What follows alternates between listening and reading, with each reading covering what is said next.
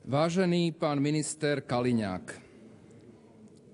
ako príslušníkovi policajného zboru mi neprináleží posudzovať závažnosť medializovaných obvinení a ani dôveryhodnosť vašich tvrdení. Čo sa však nedá prehliadnuť, je fakt, že svojím pôsobením na poste ministra vnútra Slovenskej republiky bez väčších pochybností prehlbujete nedôveru občanov tejto krajiny voči celému policajnému zboru a jeho schopnosti zodpovedne plniť svoje úlohy. Nazdávam sa, že tieto obavy nie sú neodôvodnené. Aj ja ako príslušník policajného zboru mám pochybnosti o právnom postavení inšpekcie Ministerstva vnútra a rovnako tak aj o nezávislosti Národnej kriminálnej agentúry. Nezdielam váš postoj k existencii oprávnenia ministra odvolávať policajných funkcionárov bez udania dôvodu ako obhájiteľného prostriedku riadenia.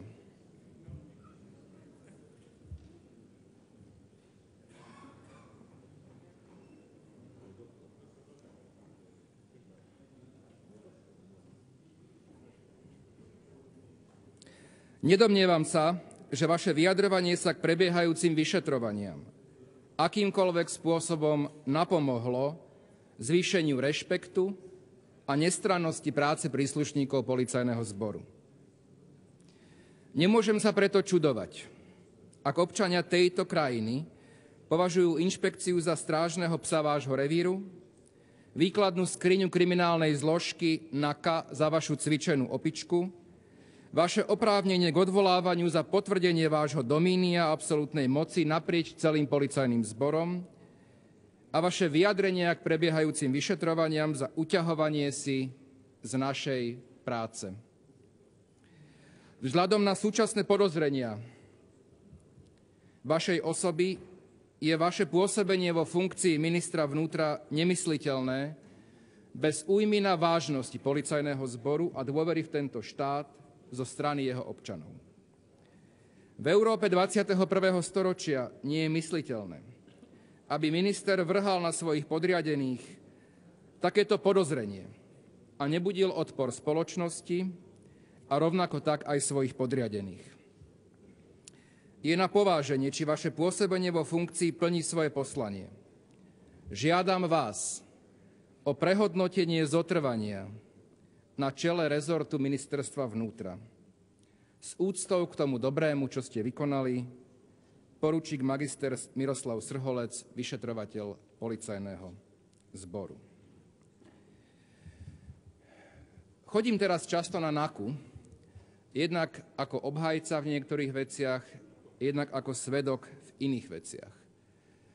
A musím vám povedať, že pri každej jednej návšteve NAKY za mnou prídu vyšetrovatelia mi povedať, že situácia už je neúnosná. Že nevedia, čo majú robiť. Že majú mnohé podozrenia, ktoré nesmú vyšetrovať. Dnes nie je v stávke koalícia opozícia. Dnes okrem dôveryhodnosti krajiny je v stávke dôveryhodnosť policajného zboru. Ak majú mať policajti pocit, že sú len vykonávateľmi špinavej roboty tejto vlády, a ten pocit mnohí policajti dnes majú, tak je ohrozená dôveryhodnosť ľudí v zabezpečenie bezpečnosti pre túto krajinu. Keď už pre nič iné, ale by mi záležalo na dôveryhodnosti policajného zboru, tak si myslím, že by minister vnútra už dávno nemal byť vo svojej funkcii. Čo ste urobili včera s tou policajnou raziou, je znovu, že ste postavili policajtov do úlohy bábkohercov v jednom nepodarenom predstavení, popri ktorom by vianočný večierok mojich synov v škôlke bol predstavením v milánskej La Scale. A vy poctivých, čestných policajtov s nimi zametáte dlášku, všancdávate ich kredit, ich dôveryhodnosť a dnes rozkladáte najkľúčovejšiu bezpečnostnú zložku v tejto krajine tvrdošínnym obhajovaním ministra vnútra vo funkcii. Porozprávajte sa s policajtami, s hliadkami, keď vás zastavia. s poriadkovou políciou, s vyšetrovateľmi vo svojich regiónoch. Aká je dnes situácia? V minulom volebnom období počas odvolávania Roberta Fica z funkcie zaznela v parlamente aj táto veta. Táto vláda nevládne. Táto vláda je ovládaná. Zaznelo to v súvislosti s extrémne nevýhodným predajom SPP finančnej skupine JNT. Ale tá veta by sa pokojne hodila aj na mnohé iné kauzy bývalej vlády, za ktorými stáli oligarchovia blízky Smeru. Opozičný poslanec Fico bol schopný odvolávať premiérku v situácii, keď za jej vlády polícia zatkla jej poradcu, vzniesla obvinenie poradcovi, dala ho do väzby a dnes je pravoplatne odsúdený. A vy ste ju v parlamente odvolávali za to, že vykonala všetko tak, ako vykonať má. Dala priechod spravodlivosti. Nič neovplyvnila, ničomu nebránila a žiadne vyšetrovanie nemarila. Presný opak toho, čo predvádza súčasná vláda kontinuity a pokroku v súvislosti s Ladislavom Bašternákom. Včera, deň pred touto schôdzou, sa udiala policajná razia v priestoroch, ktoré vlastní pán Bašternák. Touto akciou sa polícia a prokuratúra definitívne usvedčili, že Roberta Kaliňáka a Roberta Fica poslúchajú na povel. Kto v tejto krajine verí tomu, že 4 roky potom, čo mal byť spáchaný daňový podvod, že 3 mesiace potom, čo bolo zverejnené vo všetkých médiách, že kauza sa pod verejným tlakom znovu musí otvoriť, si pán Bašternák ešte niečo vo svojich rezidenciách nechal. Kto v tejto republike verí tomu, že tá policajná razia nebolo jedno spackané predstavenie, jedno spackané ochotnícke podpriemerné divadlo? Ja som prekvapený, že možno viacerí z vládnych predstaviteľov považujú ľudí za ovce. Že sú schopní proste zjesť úplne všetko, čo im dáte pod nos. Aj fiktívnu raziu, akože sa robí deň pred mimoriadnou schôdzou. Pamätáte si kauzu Váhostav? Kedy tiež pár dní pred veriteľským výborom urobila polícia akože raziu vo Váhostave. Niekoľko týždňov potom, ako sa začalo tiež pod verejným tlakom vyšetrovanie tej kauzy. Vtedy povedal v deň toho zásahu generálny riaditeľ Váhostavu, pán Marian Moravčík, na otázku, či raziu čakali, povedal: očakávali sme, že niečo také môže prísť. Aký je dnes stav vyšetrovania po vyše roku kauzy Váhostav? Čo robí pán Juraj Široký? Okrem toho, že chodí ako VIP na policajné prezídium bez toho, aby sa musel legitimovať, aby musel prejsť detektorom, pretože on je verejne známa osoba. On tam má priamy prístup. Ako minister vnútra. Ako policajný prezident. Toto je, milé kolegyne, kolegovia zo Smeru, váš svet. A dnes v tomto pléne máte väčšinu. Aj si ju odhlasujete. Ale dobre viete, že vo verejnej mienke medzi ľuďmi už väčšinu nemáte.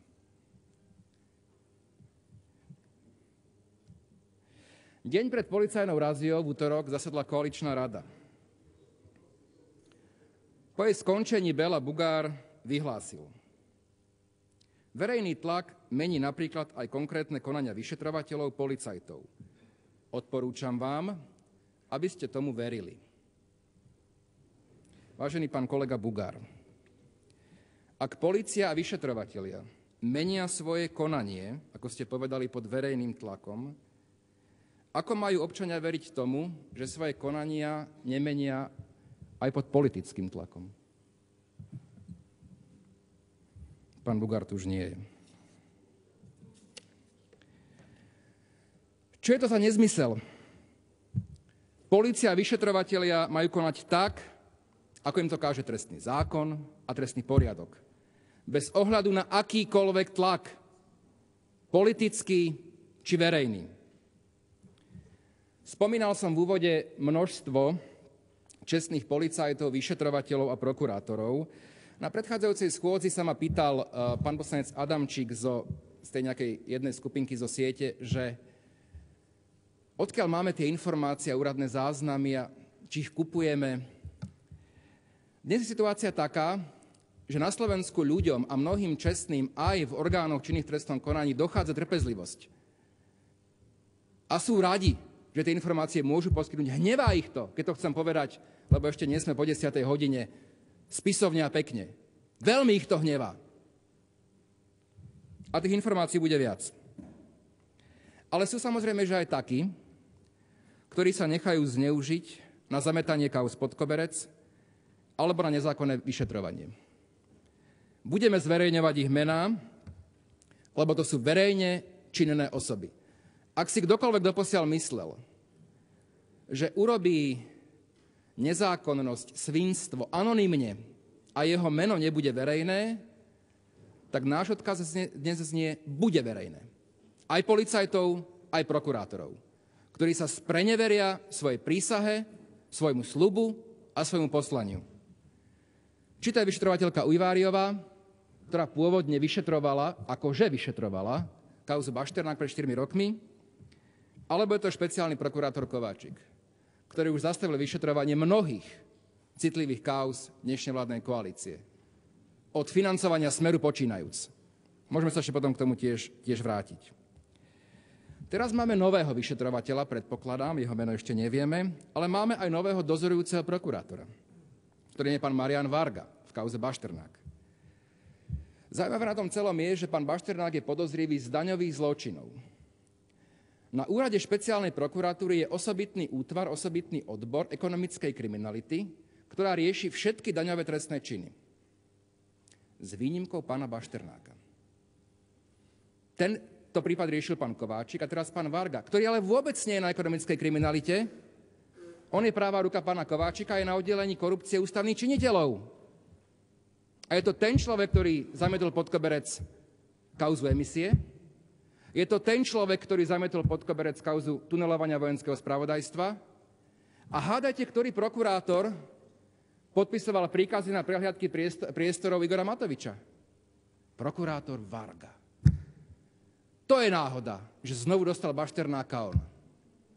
Ak dnes niekto hovorí so zdravým úsudkom, že veď počkajme na vyšetrovanie, však sa to bude ťahať, ale budeme čakať a vyšetrujú to príslušné orgány, kto v tejto krajine verí, že v tejto situácii, v akej je polícia a prokuratúra, kde si dosadzujú svojich prokurátorov, svojich policajtov, chobotnica, ktorá tu vládne, pani poslankyňa Pfundner, chobotnica, ktorá tu vládne, tak si myslím, že zdravý úsudok mať nemôže. Ale budeme hovoriť aj ďalej. Včera vykonala fiktívnu raziu NAKA. Riaditeľom jednotky operatívneho nasadenia NAKY je plukovník Peter Šláhor. To meno si zapamätajte, lebo ešte budeme hovoriť o možných jeho spojeniach s pánom Bašternákom. V tejto jednotke je zásahová skupina NAKY, ktorá, predpokladám, bola súčinnená včera pri vykonávaní fiktívnej razie u pána Bašternáka. Ale poďme ďalej. Ja som minulý týždeň informoval aj generálneho prokurátora o podozreniach, ktoré vyplývajú z toho, akí prokurátori dozorujú prípad trestného stíhania asistenta poslanca Rajtara Filipa Rybaniča. Keď som si prečítal príkazy na invazívne úkony, ktoré podpisoval pán Bystrik Palovič, tak som si spomenul, že jeho menovec, jeho otec, ktorý pôsobí na inej prokuratúre, za vašej druhej vlády nezákonne stíhal dnešných dvoch poslancov opozície, pána poslanca Grendela a pána poslanca Krajniaka. To nehovorím ja, že nezákonne. To hovorí generálna prokuratúra. A z úplne evidentných dôvodov.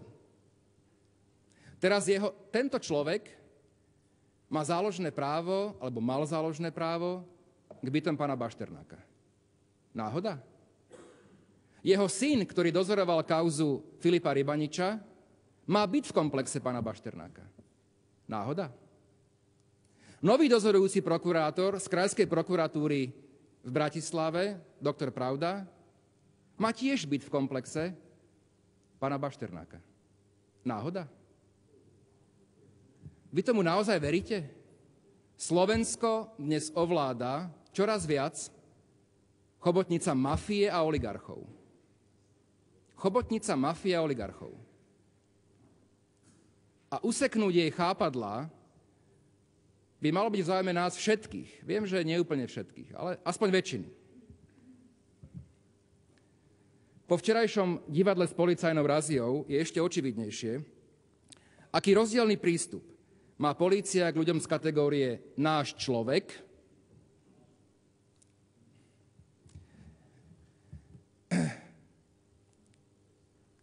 Pán poslanec, pána Bašternáka som v živote nevidel a pevne verím, že ho uvidím len vtedy, keď náhodou bude vo výkone trestu. Vaši predstavitelia, takmer všetci, sú jeho dobrí kamaráti, ktorí s ním dovolenkovali, kšeftovali a kamarátili sa s nimi. Tak na chvíľku sedte. Ešte budeme hovoriť ďalej. Ja vám poviem o kauze Rybanič a v tom, ako sa odlišne veci na Slovensku stíhajú. Keď podala Tatra banka trestné oznámenie voči svojmu zamestnancovi na NAKU, začalo sa hneď konať. Na druhý deň sa robili invazívne úkony. Bol predvedený, bol príkaz na prehliadku priestorov jeho, domovú prehliadku, o 11. mu znesli obvinenie, začali ho vypočúvať, povedali mu, že však môže obhajcu mať, jasné, ale potom treba výsluch posunúť na pondelok a do pondelka v CPZ-ke s feťákmi, no, nie je nič moc. Samozrejme má právo aj odmietnúť vypovedať, ale potom má pokyn prokurátora, aby ho vzal do väzby. Ktorého prokurátora? Bystrika Paloviča.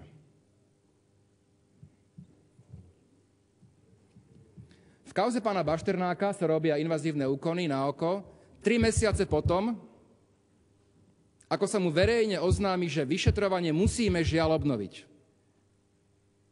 Ale poviem to ďalej, lebo bola diskusia minulý týždeň, či kedy bolo minulé plénum, o tom, akým spôsobom pán Rybanič konal, nekonal. Ja som v tom zaujatý, som jeho obhajcom, ale pamätáte si na február tohoto roku, keď premiér tejto krajiny na tlačovej konferencii úradu vlády priniesol daňové dokumenty, ktoré sú chránené daňovým tajomstvom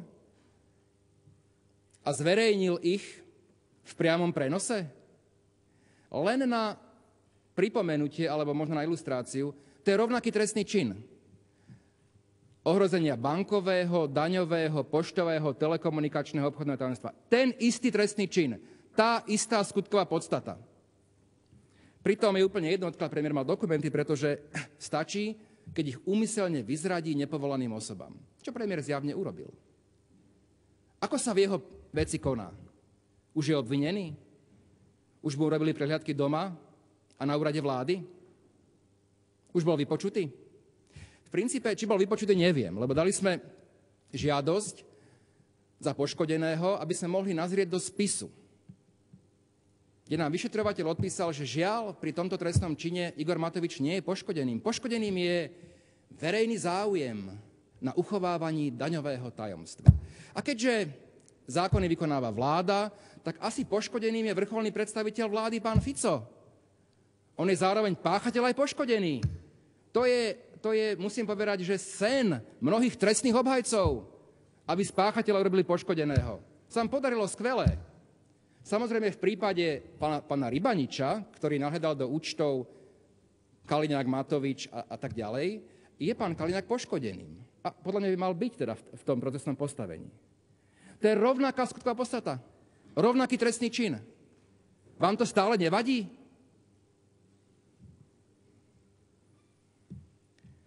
Odvolávať toho istého člena vlády v priebehu 2 týždňov sa nestáva bežne.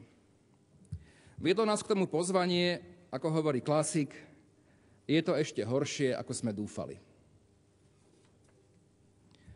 Keď sme začiatkom júna sa pokúšali vysloviť nedôveru Robertovi Kaliňákovi, už vtedy existoval dostatok dôkazov a silných dôvodov na to, aby bol z funkcie odvolaný. Bolo to zlyhanie polície a prokuratúry v roku 2012 pri vyšetrovaní daňového podvodu. Bolo to zlyhanie inšpekcie ministerstva vnútra pri preverovaní nátlaku na policajtov, ktorí prichytili pána Bašternáka pri dopravnom priestupku. Dnes, samozrejme, po 4 rokoch sa už preveriť nič nedá. Už sa ani telefónne záznamy dajú preveriť. V princípe už je neskoro, už je všetko vymazané. Potom to bolo nevysvetliteľné správanie finančnej správy, ktoré sa nedá ničím odôvodniť, len politickou objednávkou. Pán Imrece už 3 mesiace skúma, prečo nebola podaná sťažnosť, ktorá mala 1,5 strany, voči uzneseniu vyšetrovateľky Ujváriovej, ktorým bolo trestné stíhanie odmietnuté. Námestník kriminálneho úradu bývalý, pán Čurila, by k tej veci niečo chcel povedať. A povedal, že ak ho zbavia mlčanlivosti, tak on povie, prečo tá sťažnosť nebola podaná. Ale nikto ho z mlčanlivosti nezbavil. Len hovoríte, že vyšetrujme. Jasné, nech sa vyšetruje, ale čo máme vyšetrovať? Keď nezbavíte mlčanlivosti ani kľúčových svedkov v tom prípade. Čo sa bude vyšetrovať? Robíte si srandu?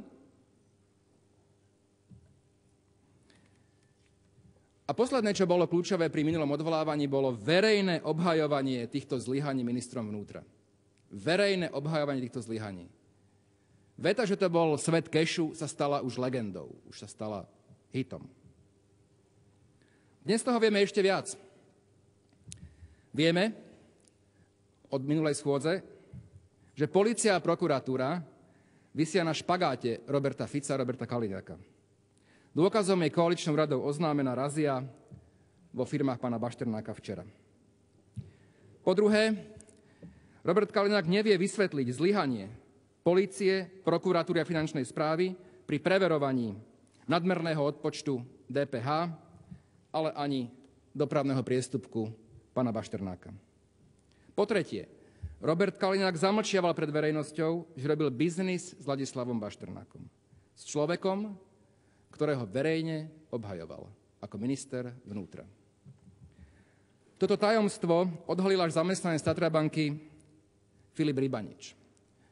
Keby nebolo Filipa Rybaniča, dokedy by sme nevedeli a boli by utajované prevody a odkúpenie podielov vo firme Ladislava Bašternáka. Po štvrté, vďaka tejto kauze a vďaka odvážnym ľuďom, ktorí sa už na toto nemôžu pozerať, dnes vieme, že v Bratislave pomaly niet prokurátora, ktorý by nemal byt alebo aspoň záložné právo na nehnuteľnosti Ladislava Bašternáka. Tá chobotnica vzťahov vyvoláva až zimomriavky. Chobotnica, ktorú živíte a krmíte každým dňom. Jeden policajný funkcionár sa už v roku 2012 vyjadroval o Ladislave Bašternákovi, že je to váš človek. Dnes vieme, že váš človek nemá problém zavolať svojim známym, keď má problém. Keď volal policajným funkcionárom, aby nemusel zaplatiť 150 eurovú pokutu, komu volal, aby si mohol uplatniť miliónové vrátky DPH? Komu volal, aby zamietli kauzu pod koberec, aby mu nehrozilo 12 rokov väzenia? A kto jemu včera alebo pred pár dňami volal, že prebehne policajná razia v jeho nehnuteľnostiach?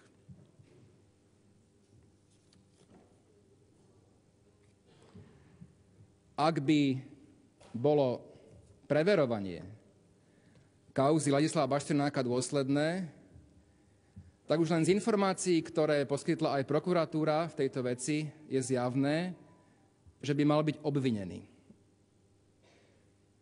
A myslím si, že pri jeho vplyve a bohatstve a tom, že ďalej podniká, hovorím svoj názor, svoj právny názor, by tam boli splnené podmienky útekovej aj preventívnej väzby, ak nie aj kolúznej. Pred pár týždňami som prišiel z Prešova, kde bol v útekovej väzbe jeden nešťastný otec z ťažko postihnutého syna, ktorého držali vo väzbe 9 mesiacov, pretože podľa obžaloby mal syna úmyselne usmrtiť tým, že ho odpojil od dýchacích prístrojov. Bol to človek, ktorý celý život poctivo žil, ktorý nikdy od rodiny neutiekol, napriek tomu, že sa museli 24 rokov starať o ťažko postihnutého syna. Spolupracoval, mal prácu, napriek tomu bol 9 mesiacov v útekovej väzbe. Ladislav Bašternák vo väzbe za vašej vlády nikdy nebude. Nebude preto, že ak by bol vo väzbe a zistil by, že stratil podporu svojich kamarátov, mal by veľkú motiváciu rozprávať. Ak by začal Ladislav Bašternák rozprávať, tak padne táto vláda. A som o tom presvedčený. Kvôli tomu sa budú robiť úkony na oko, ale reálne úkony vedúce k potrestaniu pána Bašternáka za tejto vlády sa nikdy neurobia. Viacerí koaliční partneri Smeru pri vzniku tejto vlády povedali, že hlavným dôvodom tejto koalície je zabrániť nástupu extrémizmu. Ja by som sa rád opýtal poslancov Mostu a Siete, či majú pocit, že dnešná situácia, zotrvanie ministra Kaliňáka vo funkcii, zotrvanie premiéra Fica v byte, v ktorom je, oslabuje alebo posilňuje extrémizmus. Odpoveď na to všetci v tejto sále poznáme. Absolútne všetci. Napriek tomu dnes, alebo zajtra, alebo v noci budete hlasovať za dôveru ministrovi Kaliňákovi. Predseda vlády Fico k svojmu bytu hovorí, že v princípe robí Slovensku službu, že je v tom byte, lebo on má nárok na štátny byt.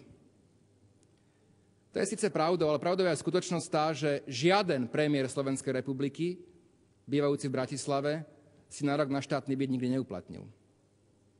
Ani Mikuláš Dzurinda, ani Iveta Radičová. Čiže ak sa Robert Fico prezentuje, že robí nejakú osobitnú službu verejnosti, tak klame. Výška nájomného je stanovená v byte, ktorý má 400 m2 a 100 m2 terasu, na 2600 eur mesačne.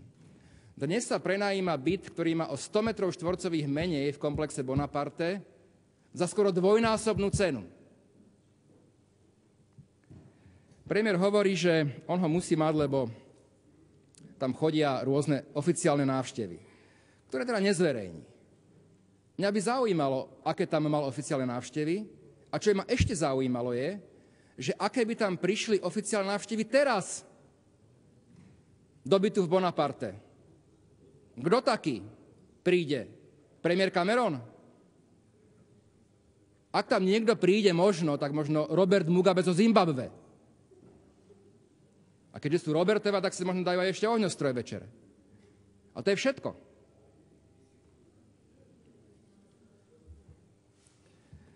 Tým, že sa pán Fico odmieta z bytu vysťahovať, upevňuje podozrenie, ktoré dnes je na úrovni pravdepodobnosti hraničiacej s istotou, že v skutočnosti je to byt Roberta Fica. Viacerí z vás to vedia, ak nie všetci.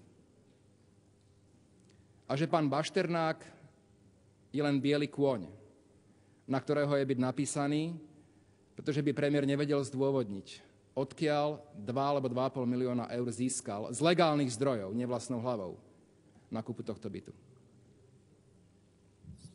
Dovolte mi pár poznámok na záver. Pri minulom odvolávaní nám pán predseda vlády spomenul, že opozícia len šíri nenávisť. Je to veľmi zaujímavé počuť človeka, ktorý celú svoju politickú kariéru vybudoval na šírení nenávisti, strachu a závisti. Každé jedny voľby, aj tie posledné, ste budovali len na negatívnych emóciách. Ale nenávisť ku korupcii, rozkrádaniu a zametaniu daňových podvodov pod koberec nie je podľa mňa žiadna neresť. A obhajoba alebo zádumčivé tolerovanie týchto káuz nie je žiadna cnosť.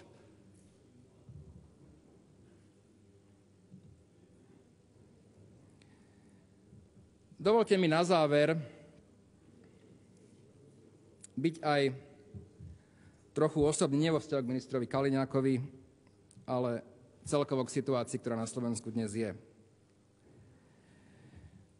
Niekedy sa mne, ale určite aj mnohým kolegom a ľuďom na Slovensku zdá, že to, čo sa na Slovensku dnes deje, že je to akoby boj s veternými mlynmi. A myslím, že mnohí z nás už viackrát v minulosti uvažovali, že to nemá zmysel a treba to vzdať. Že nebudeme nikdy tak silní a vplyvní, aby sme túto chobotnicu oligarchie a mafie porazili. A mnohí z nás majú aj profesiu, ktorá nás baví. Mňa právo baví. Ale zároveň som presvedčený o tom, že musí byť prirodzenou ambíciou každej generácie odovzdať krajinu našim deťom v lepšom stave, než v akom sme ju zdedili od našich rodičov. A teda, že máme povinnosť o tú krajinu zabojovať. Možno by som to dnes nemal hovoriť, ale by som si možno vyčítal, keby som to nepovedal. Naše deti dnes dostávajú vysvedčenia. Každý z nás má deti v rôznom veku. A ja by som bol veľmi nerad, keby raz, keď moji synovia vyrastú, mi povedali, že z tejto krajiny chcú odísť. Lebo si nevedia predstaviť kvôli tejto chobotnici vzťahov a záujmov tu slušne žiť. Študovať, pracovať, mať vlastnú rodinu. A jediné, čo im chcem povedať, aj keď to možno prehráme nakoniec, je, že sme aspoň zabojovali. Že sme nenechali bez boja túto krajinu v rukách oligarchie, mafie a gangstrov. Viete, opozícia by sa mohla tešiť mať takéhoto ministra vnútra. Myslím to vážne. To je ľahký terč a aj vždy bude. Ale v záujme dôveryhodnosti našej krajiny, našej polície, našich bezpečnostných zložiek už dávno z funkcie mal odísť. Pán minister, ak vám aspoň trochu záleží na budúcnosti tejto krajiny, na budúcnosti zložiek, ktoré ste dlhé roky viedli, odiďte. Ďakujem vám pekne.